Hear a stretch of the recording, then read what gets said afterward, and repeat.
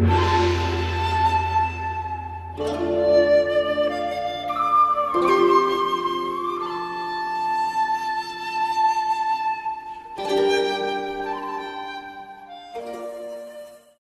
evening, ladies and gentlemen. Welcome to the first gathering of Focus East Asia 2015.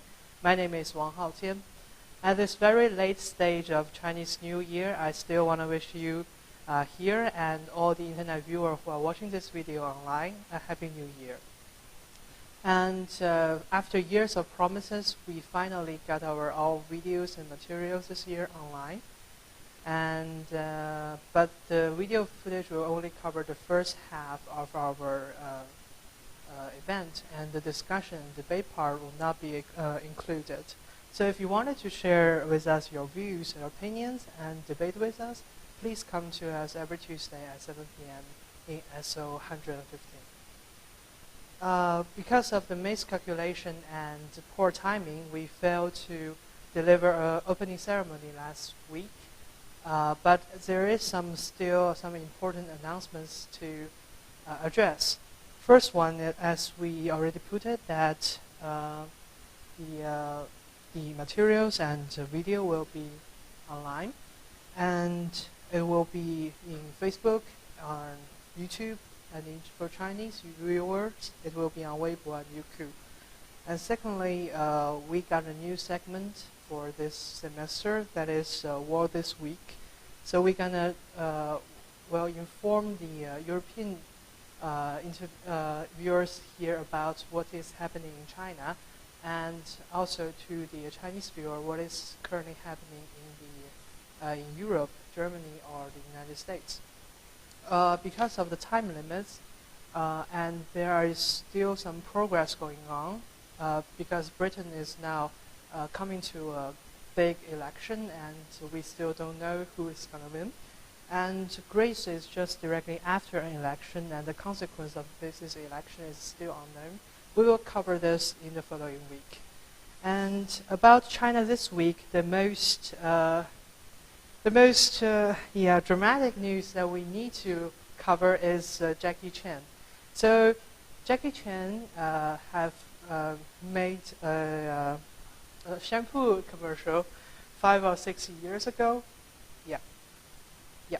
And it somehow looked like this. 我第一次知道拍那个洗头水广告的时候，其实我是拒绝的，因为我觉得，你不能叫我拍马上拍，第一我要试一下，不然我又不想说你拍一个广告，拍完以后加了很多特技，那个头发咚很黑、很亮、很油，结果观众出来。 One of the two biggest websites of Japanese modern culture, Bilibili, posted a video. He has made this footage into a very interesting song.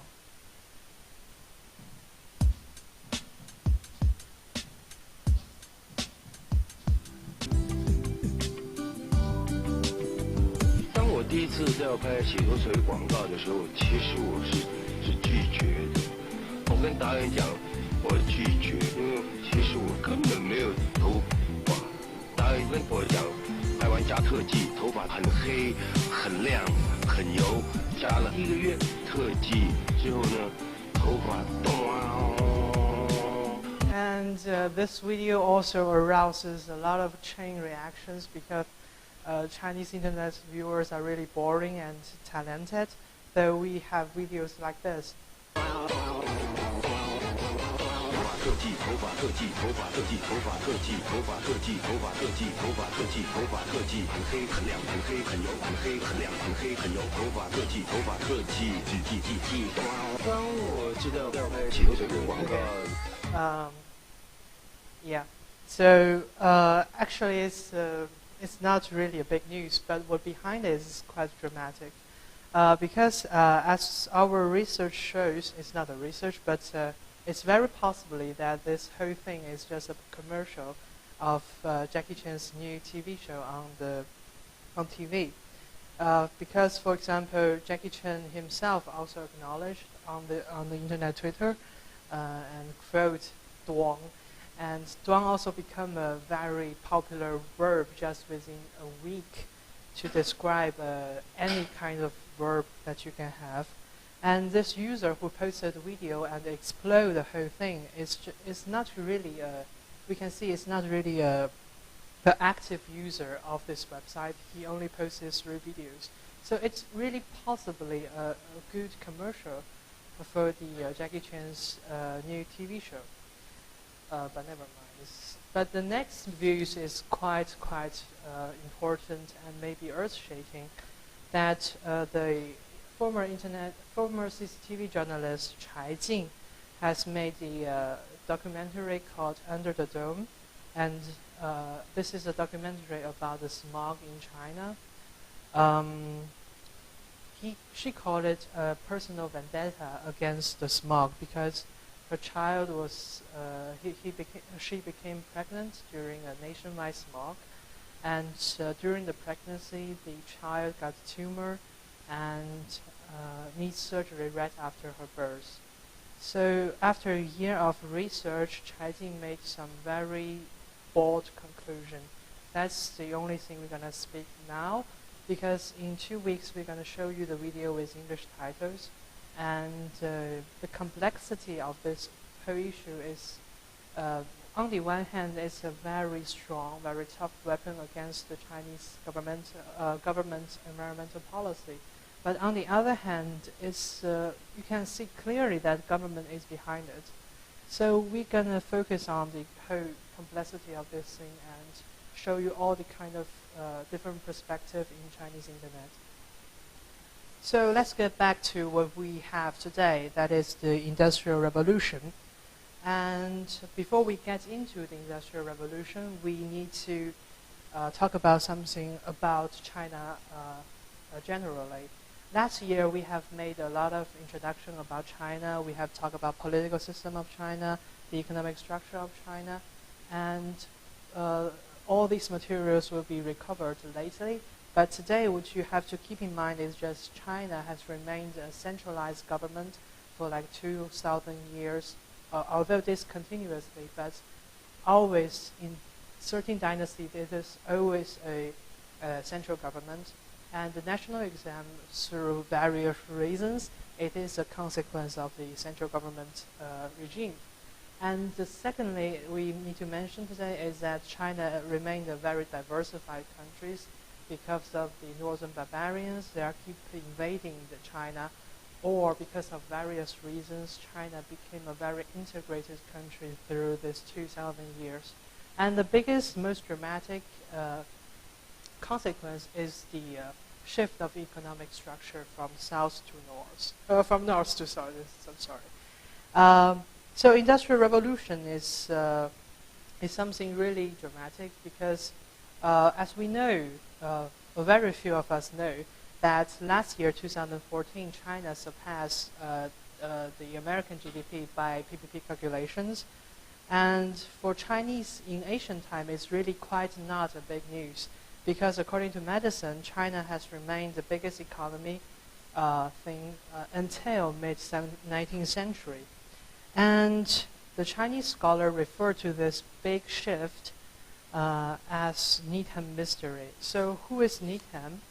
I need maybe a Chinese translation may remind you who he is. That is Li Yuese. Needham was a biochemist and a technological historian at Cambridge. At let's say the second half of his life, he spent his entire career onto the search of Chinese technology. He focused on each kind of technology. Was it coming from the Europe and then brought to China, or was it invented in China then brought to Europe? So Needham, after his research, brought 2 questions. The first question is, why did China remain the front of technological advances in the pre-modern era? And secondly, why did China fail to hold its position in the modern era? And the answer to these questions still today have some very realistic and important significance. The first one is, growth is a major question for economists like us. And Industrial Revolution achieved the only real growth in economic history perhaps. If you look at the graph from the, let's say, 0 point of the human history, not until the Industrial Revolution, there is actually no growth at all. And the Industrial Revolution may be achieved the only growth. So through the comparison between China and England, Western Europe, the place where Industrial Revolution did happen and where it didn't happen, we might find the critical factors for real growth. And secondly, innovation is something most people insist that China lacks. And the discussion always leads back to the Industrial Revolution. So will China again stop its growth at a certain level? Or if there's something that is an obstacle for Chinese creativity, we should start now to remove it. So because this is a very broad and already been discussed so many times issue, so we are going to just save you the effort of any research and just bring you the top 6 convincing explanations for the Nikan mystery. The first one is the culture deterministic. This series was firstly brought by Max Weber in his work Protestant Ethic and the Spirit of Capitalism. He mentioned that the rise of capitalism can be seen as a result of Protestant ethics. For example, the religion of Protestant is to serve God through self-achievement. This is very different from the northern part of Europe. And the social habits in societies like Netherlands, England, and Prussian Germany, there's a kind of spirit of contract, which is also the foundation of capitalism. And if you made a one-to-one comparison with this kind of a theory in China, we should see that Confucian culture might be an obstacle for Chinese innovation. For example, although in the early stage, Confucius and the Mencius, they have their the culture of Confucian has remained very remained onto politics, moral rules, and secular and realistic level.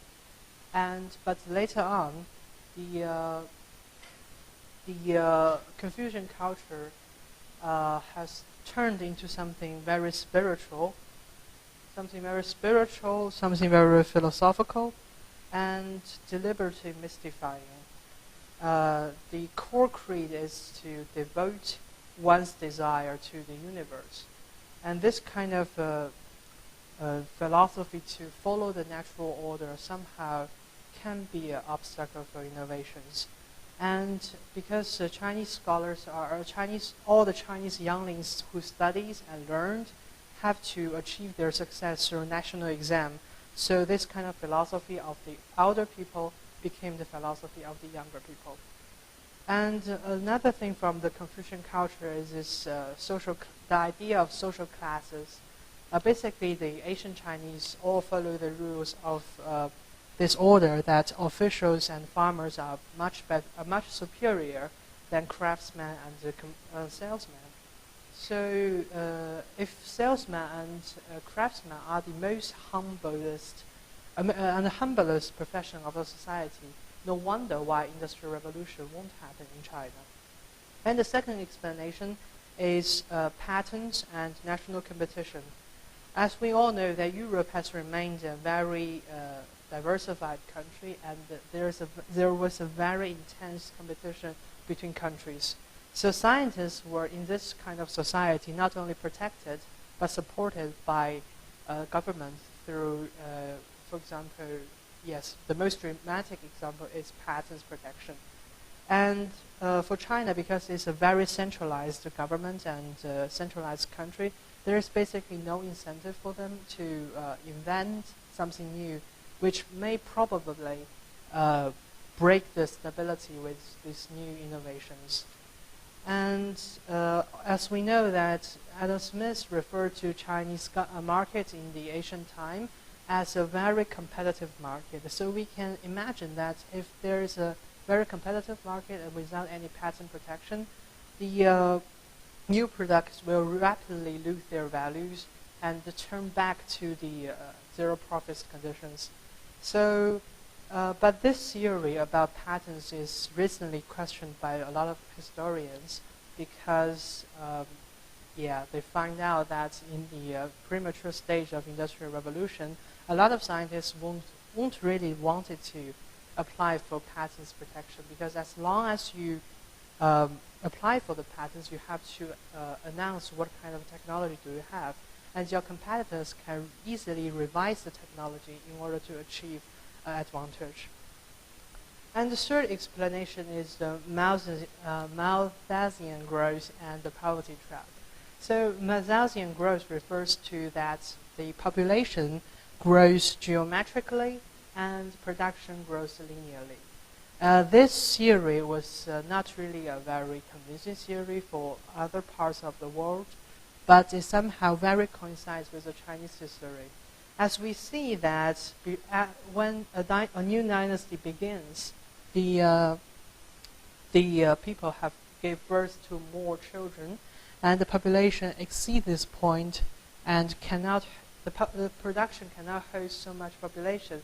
So it turned to riots, or became very fragile for any natural catastrophe. So and all these kind of disaster reduce the population. So it turned back to the beginning point of the circle. And so we can see that the new dynasty always begins with a big population and very rapid growth, and ends with a very little population and riots. So as the population pressure grows, there's more pressure on the land. So all production will go to consumption and taxes. So lack of the capital in private sectors cannot push enough for new technologies. And this, we can refer it to kind of a poverty trap in which the private sector of the economy cannot provide enough capital for new technology, and therefore stays in a very low and very not advanced economic structure. The fourth explanation we wanted to propose today is about methodology. Lin Yifu wrote in his book that there's two types of technologies and two types of methodology. The first type is error trying. For example, when the northern farmers come from northern China to southern China because of the barbarian invasion, they have to try some new technologies to farm the new land in south, which is completely different environment as in the north. So this attempt to try new technology is not designed or have a clear goal. It is just because of a lot of mistakes we made, we finally got a right one. This is the idea of error trying. And control experiments refers to kind of technology that is well designed. We know clearly what we want, and there's a theoretical background for it. So as Lin Yifu wrote in his book, he's saying that Industrial Revolution is not on the surface of, for example, steamers or kind of fabrics or textile machine, but the theoretical background behind it. So, and the European university, which was developed since the Middle Age, have provided various labs for this kind of experiments, which China just unfortunately doesn't have. And the fifth explanation is about cities. We know that from the feudal society in Europe until the nation-state era, free cities with free peasants and very powerful salesmen, craftsman society is a very important player between church, lords, and kings. For example, even today, the name of the German city Hamburg is the free and poor city Hamburg. However, while in the Chinese cities, city remained the executive center for the central government, and it's most time a place for officials and the landlords in the region to consume the luxury goods like restaurants. This is the city called Kaifeng, and this is a very maybe the biggest city at that time, but you can see that there's a lot of restaurants and a lot of luxury goods were consumed, but it really doesn't look like the European city which we see in the illustration before. And the last explanation is from the book directly, from the book from Pomerantz called The Great Divergence. In his book, he referred the whole thing just as a coincidence. For example, Yangtze Delta and England are basically the same in resource endeavor, in market condition, and in their development of technologies. But there just very accidentally, there were two factors that are coming in and change everything. The first one is the discovery of coal. England was not only was firstly very convenient. The commercial center of England and the coal mining places of England are quite near between each other. However, in China, Yangtze Delta, the commercial center, and the mining places, that is Shanxi, that is in the northern China, are quite remote from each other. And he also said that because the coal in England are wet, so people develop the steamer to kind of use it more efficiently. While in China, they also develop the machine of bellows, but this kind of bellows didn't really push for the Industrial Revolution. And the second factor is that England at that time has a big potential market. That is because of the discovery of the new Americas. And this kind of a very promising and continuously enlarging market is quite different from what China are facing at that time. What China are facing at that time is a very poor domestic market and a continuously reducing international market. For example, tea is challenged by India, or porcelain is challenged by other producers. So these are all the 6 explanations.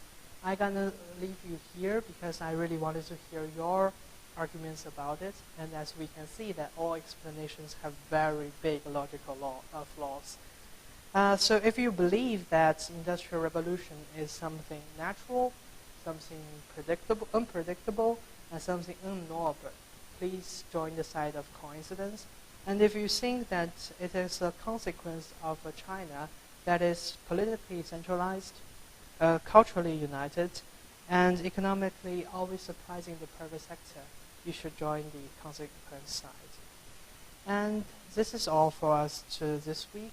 And next week, we're going to turn everything around and see why did it happen in England. See you next week.